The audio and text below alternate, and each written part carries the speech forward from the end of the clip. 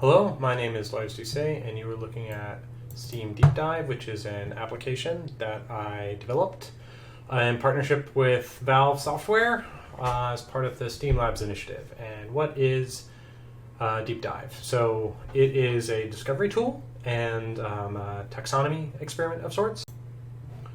So you come in here and you see 9 games, and these 9 games are just going to be top sellers because right now I'm not logged in. If I were logged in, they would be 9 games from my most recent playtime. But I'm going to stay logged out because then any of my personal filters and preferences aren't going to come into this. So let's say I want to find games that are similar to Doom Eternal. So I can click here to go directly to its store page. When I mouse over it, I see a micro trailer for it, and I see this kind of pop-out information about it, and I see its key tags. But I want to select Doom Eternal itself. I click on that, and that becomes my focused game. It shows up here in my breadcrumbs, and it pops over here to my focus panel, and I see these screenshots here for it. I can click on those individually if I want to see any of those screenshots pop out, and I also get all these key tags that are drawn from the game. I can click here to open the store page for Doom Eternal in its own tab, and then it shows me 9 games that are like Doom Eternal.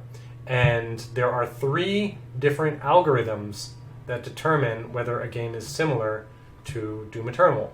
We have popular, and this tab here represents the default more like this section on Valve, on Steam. There's this place you can go on every game's page that will say more like this, and that's the algorithm that feeds this. Then there are 2 variant tags that we developed for this one. We have hidden gems here, which is a variant of more like this that puts a thumb on the scale for games that haven't sold a bunch of copies but have very lots of user engagement. Like a lot of people really seem to like them. They're received very positively. So these are more niche but maybe very interesting games you should consider looking at. And then similar tags is an algorithm I specifically developed and put a lot of attention into. And what that does is it really only cares about the tags, and it really in particularly cares about genre, particularly subgenre, as well as features and visuals. And as you can see, it tends to give you very on-the-nose matches. So these are all shooter games that are, quite gory and violent. And Doom, the predecessor in the series, is like right here. You can click on any of these at any time to see what your recommendations would have been from any of the other algorithms. So here we can see what popular would have given us, and we can see what gems would have given us if we did that for every 3. You can decide maybe you want 2 tags and 1 gems, or mix of all. Also, there's more results than what are being seen right here, so you can hit refresh to get another 9 results and go back to get your original set of results. And let's say, okay, great, show me more games like Doom. And then this is going to load, and it's going to show you even more games. And it's not going to show you Doom Eternal, because we already have that. I can click here to go back, and my breadcrumbs to that. But then it shows me more games. So Half-Life Alyx is a first-person shooter. It's sci-fi. It's, first-person, and it's been tagged great soundtrack and masterpiece, which are tags that it presumably has in common with Doom. Here's Doom 3. It's no coincidence. This algorithm knows nothing about franchises, but it's no coincidence that Doom 3 is tagged similarly to Doom. Doom 2016, that is. Here we have Black Mesa, which is a remake of Half-Life. It makes sense that this would show up.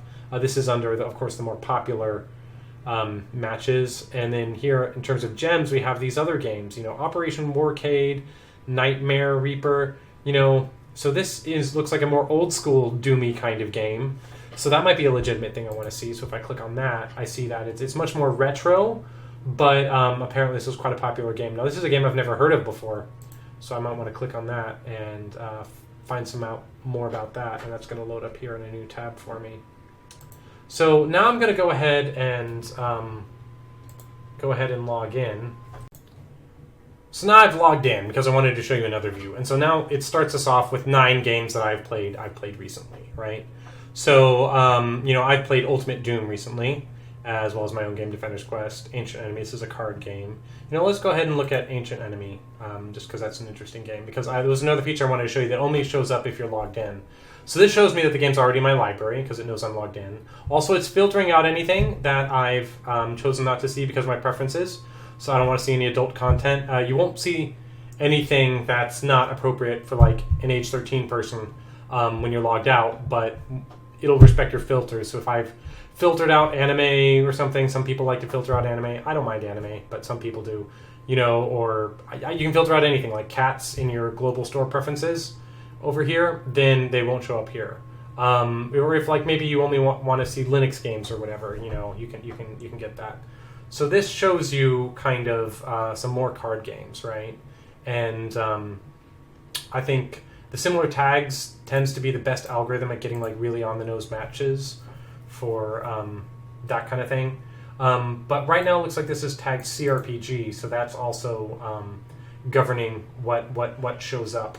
But one of the things I think is a good sign of how well the tag matcher works is that Shadow Hand here is the previous game in the series.